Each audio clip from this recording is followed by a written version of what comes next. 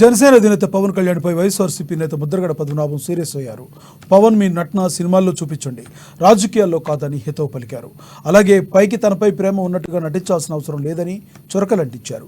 కాగా ముద్రగడ సోమవారం మీడియాతో మాట్లాడుతూ, నేను ఏనాడు చిరంజీవి పవన్ కళ్యాణ్ గురించి మాట్లాడలేదని, ఇంట్లో ఉన్న నన్ను పవన్ రోడ్డు మీదకు లాగాడన్నారు.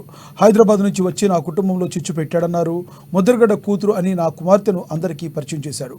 మీరు వదిలేసిన మీ ఇద్దరు భార్యలను ఇప్పుడు కలుసున్న మూడో భార్యను అందరికీ ఎందుకు పరిచయం చేయలేదని ప్రశ్నించారు ముద్రగడ.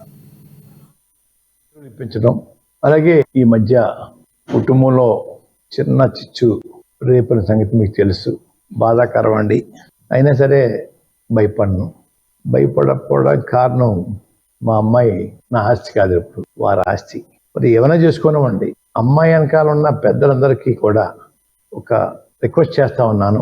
అమ్మాయిని ఎలాగ రోడ్డు మీద లాగించారు కాబట్టి, రోడ్డు మీద పంపారు కాబట్టి, టీవీ డిబేట్లోను స్టూడియోలు పంపించి ఇంటర్వ్యూలు ఇప్పించడం, అలాగే మీ అభిమాన నాయకుడైన పవన్ కళ్యాణ్ గారి కోసం పిఠాపురం అంతా డోర్ టు డోర్ చెప్పండి.